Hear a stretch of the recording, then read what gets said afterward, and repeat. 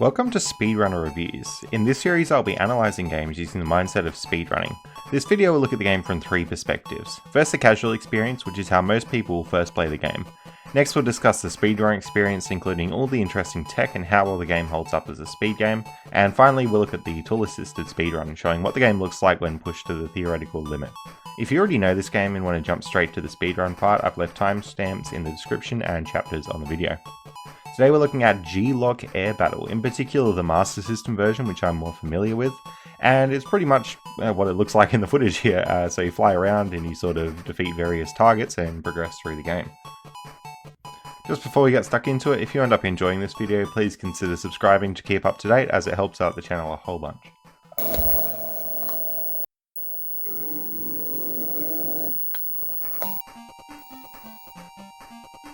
So this game is kind of far from what I'd normally play. Normally, I'd stick to platformers, I suppose. And the main reason that I'm into this game, to be honest, is because I had this game as a kid, and I was always obsessed with sort of seeing what the game had to offer and finishing the game. The good thing about this game is it has three different difficulties, sort of easy, medium, hard, but it's trainee, rookie, and ace, and that makes it achievable to beat if you're a kid who's not that great at playing games yet. Now, the other thing that helps the game be a bit more achievable is that it's very easy to cheese the missile system. Essentially, as soon as you fire a missile, it will lock onto an enemy and it will defeat the enemy in one hit. So you sort of have missiles on the 2 button and then your normal bullets on the 1 button, but realistically you can just missile pretty much every enemy in the game and you'll be perfectly fine. Only issue is your missiles are limited, but you can normally top them back up by doing a bonus mission. And that basically just gives you a whole bunch more missiles than a regular mission, but it doesn't give you the points you use to progress through the game. Speaking of progressing through the game, you got to build up points, and you can pick 4 missions every time you go to do your mission. So you can pick the missions that you find more enjoyable or easier, or you can pick the ones that give you more points, and basically strategically choose the levels you want to play to get through the game. Now, if you're on the hardest ace difficulty, you need 210 points to beat the game, but realistically it will pull you into the final boss once you hit 170 for whatever reason, so that's how much you actually need. And you're always sort of fighting a bit of a trade-off. Do you want to do bonus missions and sacrifice the points, or do you want to do the real missions, get points, and lose all your missiles? So it makes for a nice little balance in the game, and a bit more strategy to just blindly taking down enemies. You can do these boss levels and get a whole bunch of points from doing it, but more often than not, they're just not worth it. They're way too slow to kill. And then pretty much once you got enough points, you have this fighter which approaches you, and then once you take it down, you've beaten the game. It is a very, very short game, but very enjoyable. Honestly, this fighter battle is the trickiest part of the game. Up till now, you can pretty much just fight tanks or bases which are on the ground and avoid having to take down planes which move around, but of course this plane is moving around, so the fight can be pretty challenging to deal with. Not to mention, if you let the plane fly too far off screen, it'll actually go behind you and then it'll start targeting you, which can be pretty hectic if you're not prepared for it. And that's pretty much what the game has to offer. There is this weird ranking system here. And the ranking system I don't fully understand. It has something to do with which missions you play, and sometimes you can get higher than other, but it's not entirely clear how to get up to Colonel. Luckily though, this ranking system doesn't really matter apart from just this end screen of the game. So if you're looking for a short game to try that's something just a little bit different, I would highly recommend giving this one a go. Just be sure you stick to missions like these warships, because if you try and fight the planes, it can be a pretty rough time.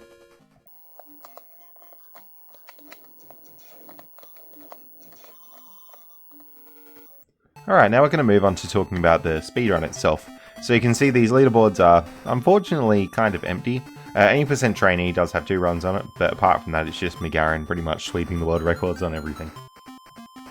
I imagine this is mainly due to sort of the genre and obscurity of the game, but it is really nice to see that some people have done runs of this. And the categories break down into the 3 difficulties, but I'll be talking more about the ace difficulty because that matches what the TAS will be done on. Alright, so we're going to be looking at McGarren's 80% ace difficulty run today in 622. You'll see pretty much McGarren comes into the selection screen and immediately selects bases. As I said before, these plane missions are terrible, and as you can probably see from the splits on their left, they're not going to be doing any plane missions.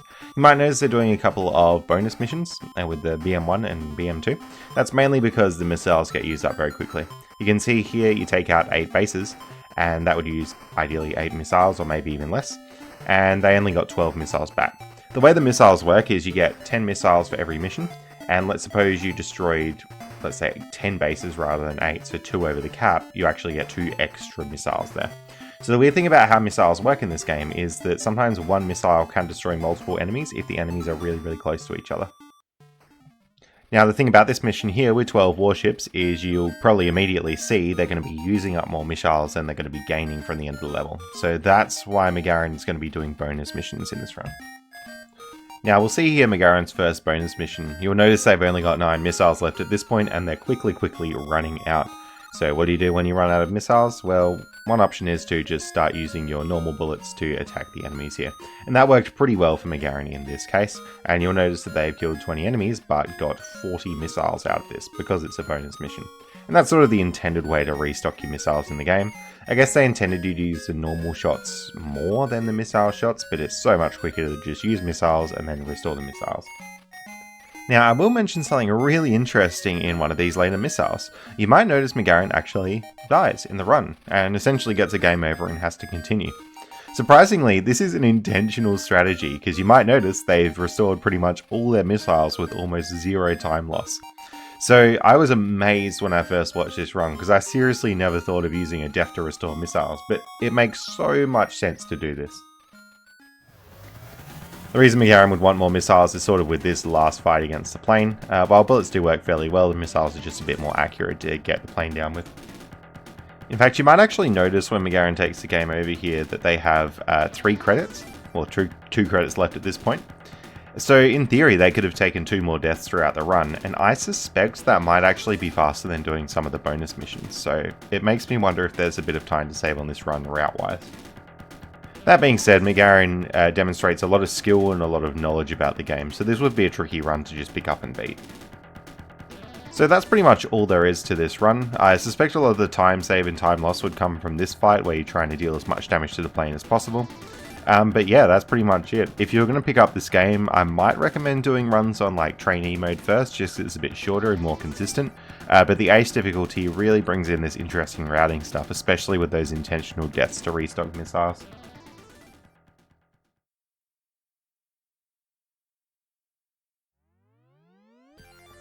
Alright, now we're going to move on to talking about the TAS of this game, and this is a really interesting one because I actually have a very huge history with TASing this game. Back in 2012, I essentially learnt what TASing was and just started playing around with it, and did a couple of G-Loc TASes. So these TASes were on trainee mode and rookie mode. I don't remember if I ever made it up to ace mode and properly tried to do it, but these are some of the oldest TASes on my channel, and well, since then I've actually obsoleted these. I also only noticed just like a couple of days ago, I never actually labeled the rookie mode with TAS, I just put the title of the game in the description. Probably a mistake on my end. And just looking back on this little time period makes me so nostalgic. I remember playing this on BizHawk, this is what we TASed it on, and BizHawk back in those days had like a static screen when you turned it on. The other thing was, I didn't really understand how to properly TAS with save states, and TAS Studio wasn't really a thing back then. So the method I actually used was playing the game and using rewind back and forth to go back and fix mistakes. In fact, I even mentioned it here, re-record count 0, I use rewind, and classic 2012 me put a little tongue face thing there. But the other factor about making TASes back in these days is I also didn't know how to save the progress on the TAS and then make changes later. So any TASes I made back here were pretty much done in a night. Essentially the games that I made were Tasmania, I did a TAS of that, G-Loc, Tom and Jerry, and Alex Kidd and the Lost Stars. So those were sort of the original sets of TASes that I did, and it's really exciting because all of them now have been obsoleted now that I've made the new G-Loc TAS. I also remember making a TAS of Dr. Robotnik's Mean Bean Machine, but essentially all that I did was just kept flipping the piece around so that it wouldn't hit the bottom of the playfield. Never ended up making a proper TAS of that one. Now, in the 12 years, essentially, since I made that original TAS, you can see that I've gotten a little bit better at optimizing stuff. So I did make a demo TAS of the trainee mode a few weeks ago, and essentially this was 29 seconds game time versus the original TAS of 44 seconds game time. It doesn't seem like much, just that 15-second difference, although it's basically half the time cut off for the entire gameplay. But the TAS we're looking at today is my any % ace difficulty TAS in 3 minutes 31. Compared to the RTA time of 6 minutes 22, we're looking at about it being twice as fast, so of course you should never directly compare the two. So the reason the Taz is faster is just with more precision on your shots, and you're able to hit multiple targets with one missile confidently. It just makes managing those resources a little bit easier and makes all the levels just that little bit quicker.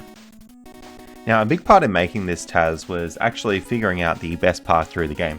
You can see here I pretty much mapped out what all the different missions are on all the different levels, and they are fairly consistent. The only thing that sometimes varies is whether or not you get a bonus mission here, but as long as you're picking one of the top 3, you can be pretty sure you're going to get a consistent path through the game. So the very first thing that I did was figured out how many points I needed to beat the game on Ace, and it is 170 points before the final boss spawns. And then the next thing I did was pretty much figured out if I picked just literally the maximum point on each level, could I hit 170, and I guess what mission would I hit 170 on? It turns out that it's this mission here, mission 9, and you can achieve that by getting 190 points there. So yeah, that's pretty much what the path of the game looked like, although realistically, it wasn't too realistic to hit that there. So I guess one of the big reasons it wasn't realistic to hit 190 points by mission 9 is that a lot of these optimal points came from these boss missions here. You can see the bomber had 30 points, whereas the next highest one is 26. Similar thing back here with the war balloon being 20 versus 14. So you're actually not able to hit the points you need if you don't do these hectic bonus mission boss things. And just for context, to do a round of tanks might take you 10-20 seconds. The war balloon took me an entire minute. So you'd literally be better off just doing 2 or 3 tanks mission rather than getting the points, hence tanking the points.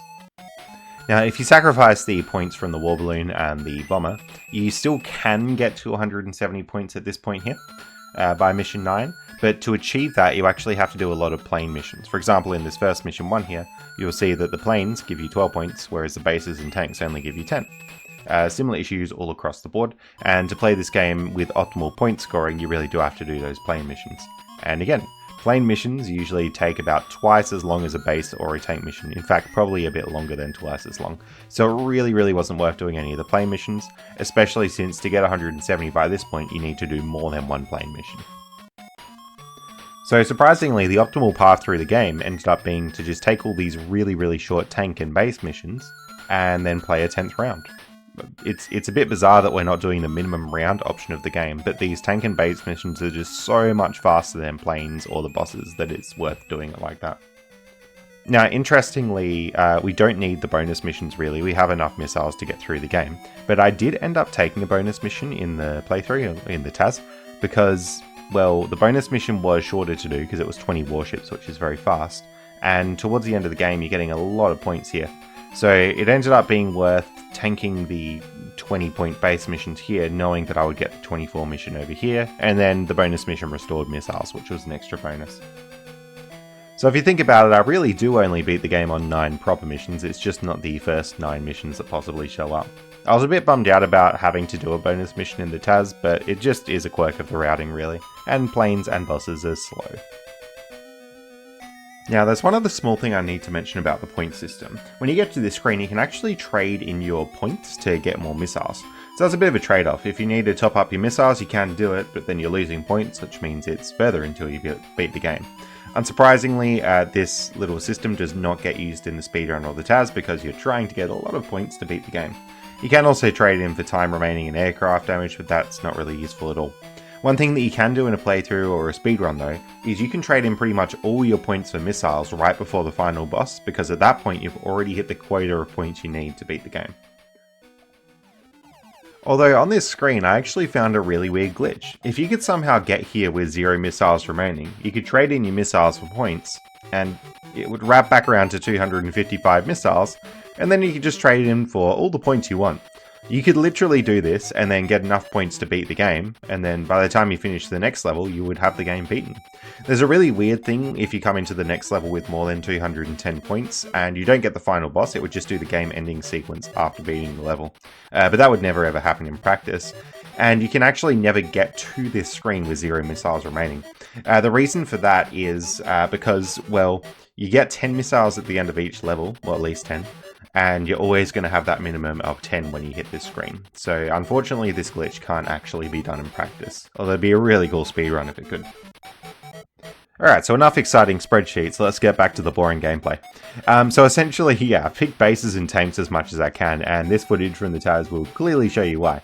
You just go down, one missile, one more, and one more. That is 9 tanks on 3 missiles, essentially, and you can see just why we don't need to do bonus missions necessarily to restore our missiles. Sometimes when they're a bit more spread out, you can see there, for example, I had to use 2 missiles, and that's just a quirk of how the targeting system works in this game. It actually ended up being really frustrating to get the missiles lining up properly, because sometimes they're wanting to target enemies that you've already hit. So you can see I'm doing a lot of rotating and turning just to put the enemies in such an order that the missiles are going towards the proper ones. If there's a group of 2 and a group of 1 enemies, you would want one missile to hit the group of 2 and then the other missile to hit the group of 1. But it's very hard to actually make that the case. One little thing that I'm also doing to optimize this is I'm flying up towards the sky towards the end of each level, and that just saves a little cutscene of the plane turning around and flying back up. Now, one kind of frustrating thing about this game, particularly on Ace difficulty, is that you might notice I'm hitting 3 enemies at a time here, and the targets are not going up by 3 targets at a time. It's a little bit hard to see, but when you're doing a base mission or a tank mission, there's the bases and tanks on the ground, and there's also these like flying helicopter things in the air. The flying helicopters like that one there will not count towards your target total, so they don't contribute to beating the level. But the missiles are going to target the helicopters. Not to mention, new enemies won't spawn in until all the old enemies are gone, so you kind of have to kill the helicopters. And that's why when you get towards these later base and tank levels, you actually end up using a lot more missiles than just the 24 or so that are required to hit all the tanks. But luckily we have a lot of extra missiles. The only thing you're losing there is a little bit of time, and we just progress through the rest of the game. It would be cool to use that game over strategy to recharge, but it really isn't needed. You can see I've still got 26 missiles here, and we're just going into the final boss. Now, the majority of the damage to the final boss is done through the normal bullet, and that actually fires a lot quicker than the missiles, which surprised me a lot when tazzing this game. But pretty much you can interweave just normal bullet shots with missile shots and hit the target as optimally as possible. And if you've ever played this game casually, you'll realize just how incredibly quick that fight was just then. Taz doesn't get Colonel rank, but I don't really understand how to get that rank, and I don't really care. It's an 80% Taz. But that's pretty much the Taz completed. It was really fun to put together, as was the just demo Taz of the trainee difficulty. And if you haven't tried this game, I really couldn't recommend it more. It's a pretty fun game and a good little mix-up of genre from what you might be used to. Thanks so much for watching.